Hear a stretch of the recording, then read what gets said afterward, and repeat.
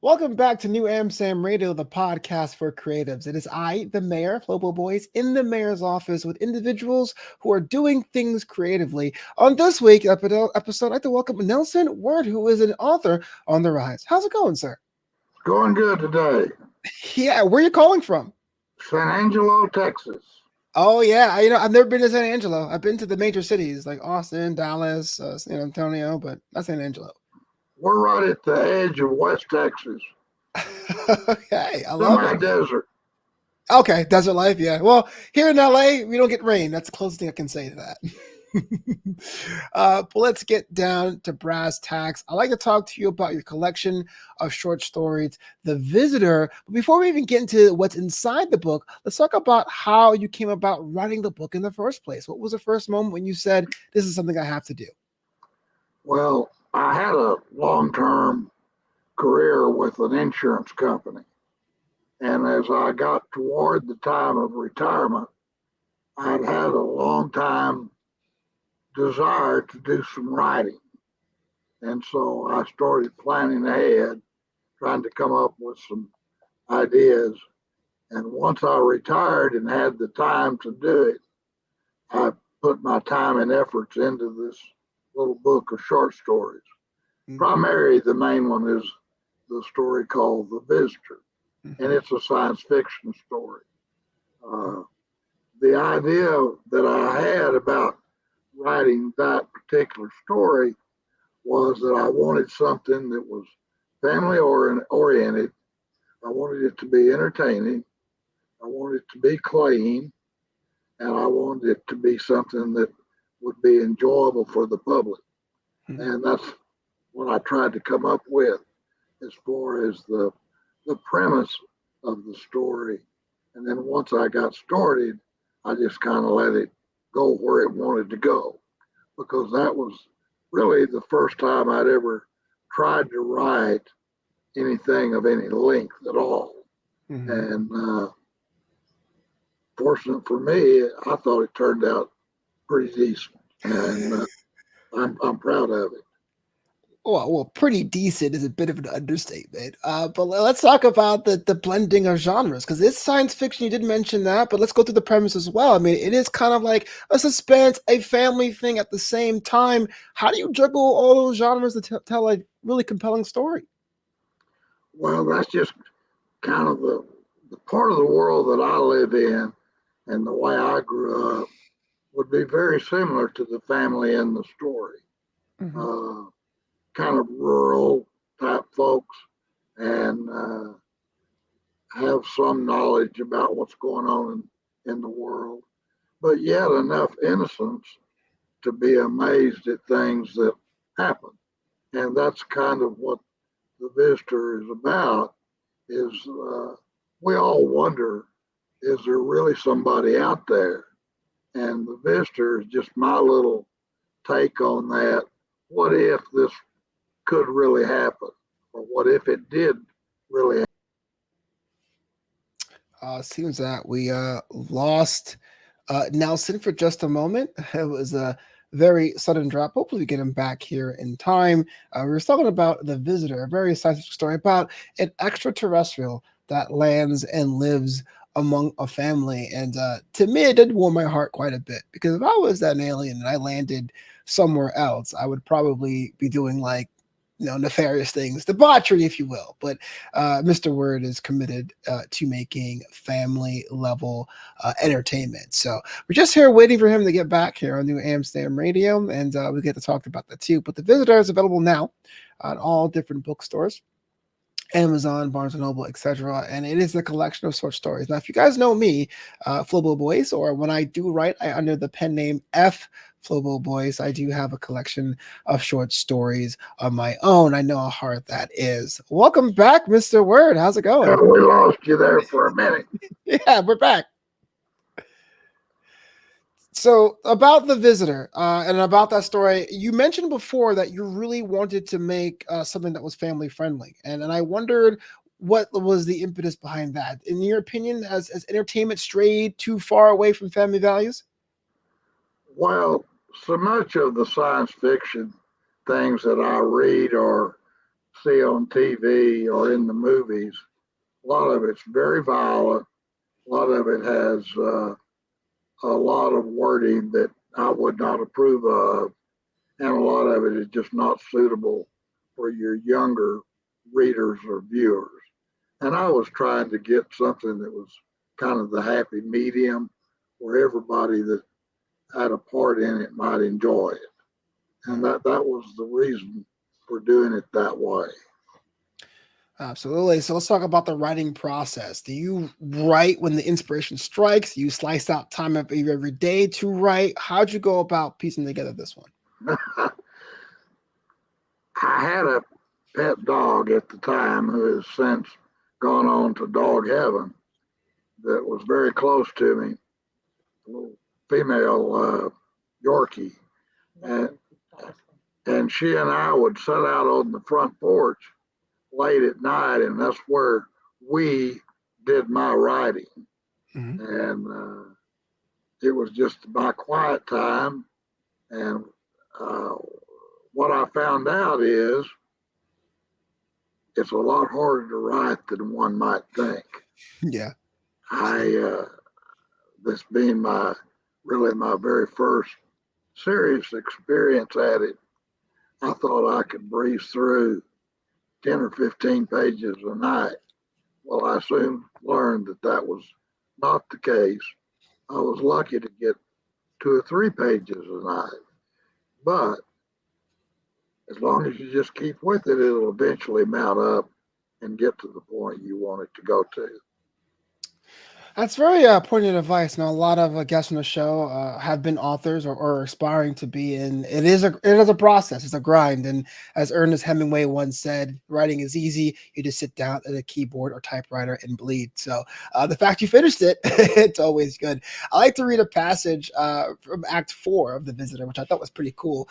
So this is when Al, the life form, is hanging with the family. And so it says, Sam and Carol had began to learn about Al, his likes and dislikes. He liked to eat cheese, crackers, and tuna. He did not like meat, vegetables, or dessert. Doesn't like dessert. What kind of alien doesn't like dessert?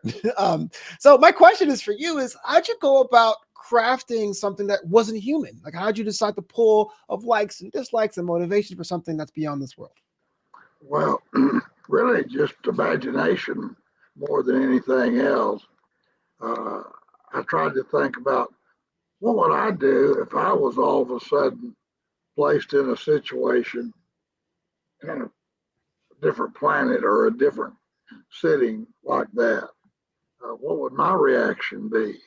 And I was just trying to put in words some of the things that I thought I might react to or that I might think about were the situation reversed. Mm-hmm.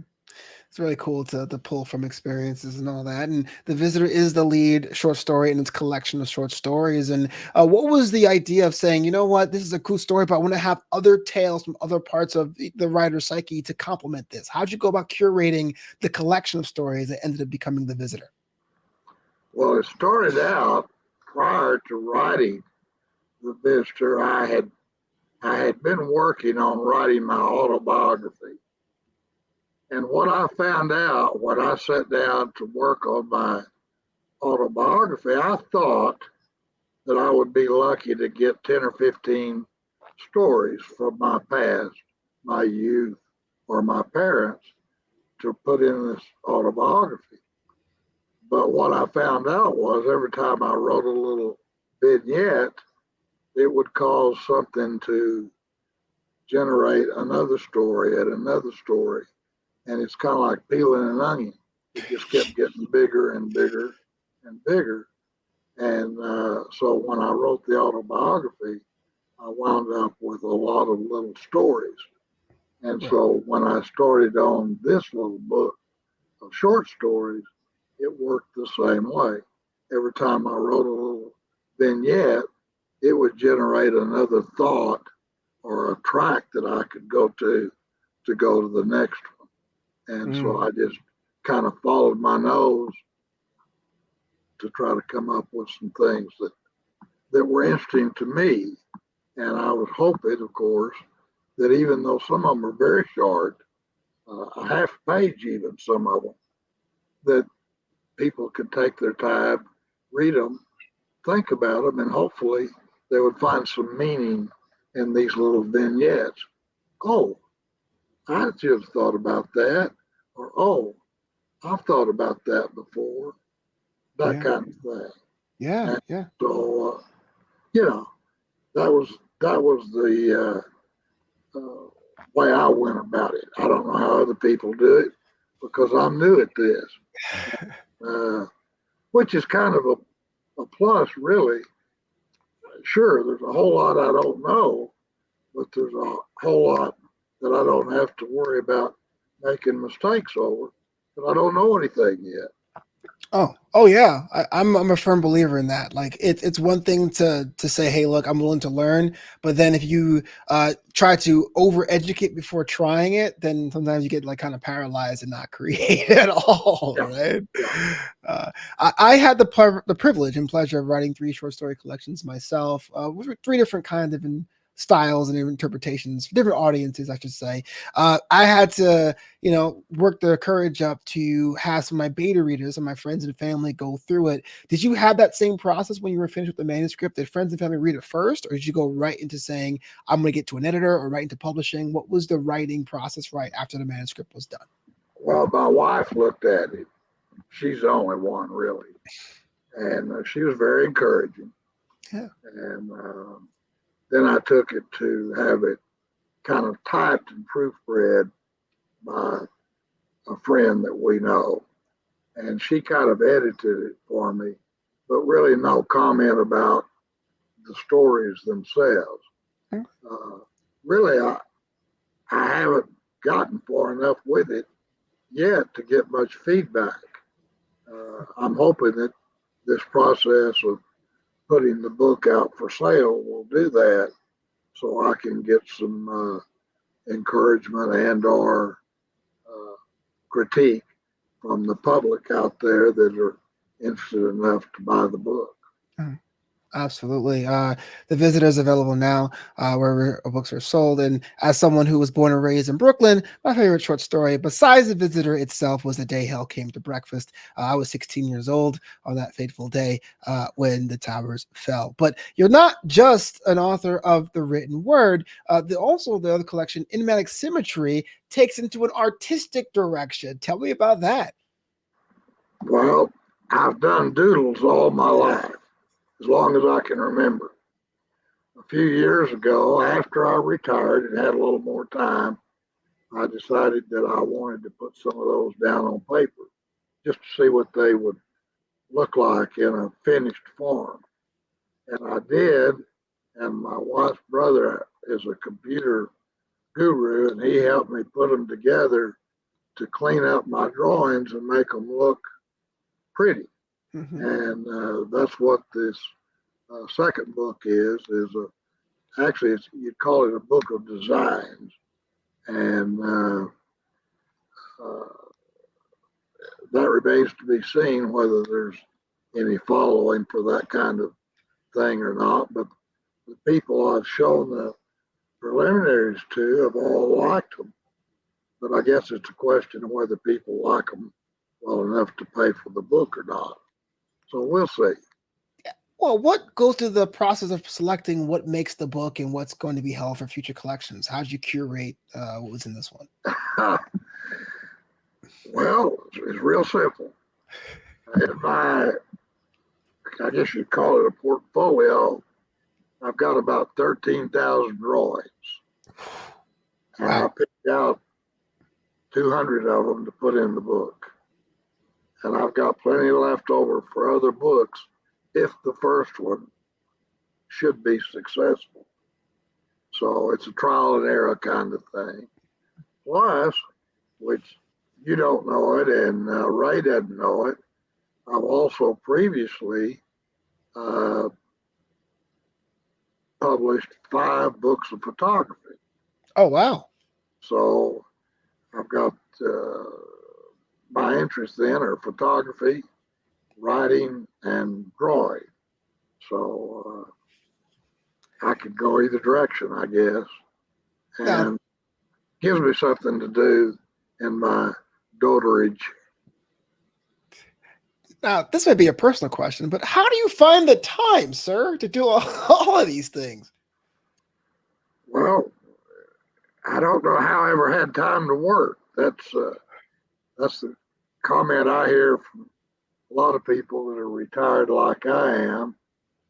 Plus, I have a really good partner that takes care of the things around the house, and I don't have to do them. So I can spend my time with my projects and greatly enjoy doing so. Yeah. And is there anything else on the horizon besides the written word in your photography expressions? Well, the most recent project or hobby that I have is refinishing old trunks and cedar chests. Now that's a completely different thing. That's more, eye-hand coordination, and but also it's something I've never done before. But the answer to your question is my long-range plan is once I get these first two books printed and out for the public, I do want to do a coloring book to put out for the public on the based on the designs uh, because coloring books come in all sizes, all genres, and all forms, and so I like to get my designs out there for the people and see if they might enjoy using that as something that they could take those pre-printed designs and color them and come up with something that they think is attractive, something they enjoy. Oh, So oh, that would be my next project, probably. yeah, absolutely. I was dating a girl at one time that was so into those adult coloring books and would spend hours just shading and having the world's worries wash away. Here on New Amsterdam Radio, we always ask our guests about days off. Do you believe in days off? Do you work a little bit every day? And if you do days off, what exactly do you do? No, I don't work by schedule. It's just basically whenever the spirit moves me. Hmm. If I've got other things that I'm doing, family things or these wood projects, I just leave the writing alone for a day or two and then go back to it. I don't think I can force myself to be creative. It's more a matter of letting it come to me instead of me trying to go to it. That is advice for life. Don't try to force it if you can't. People are probably listening to your story now on the show, and they may have the idea of writing or saying someday, someday, someday. Do you have any advice for them? Any kind of words of encouragement? Absolutely. Start right now and don't give up. It's not going to happen till you try it. It's kind of like playing the lottery. You can't win if you don't have a ticket. Just dropping nuggets here on the show. Absolutely.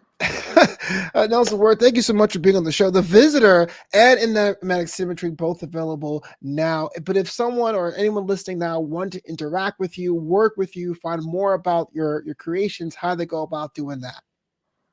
Call me at 325 944 9069 or send me a letter at San Angelo, Texas, 1716 North Van Buren Street, 76901.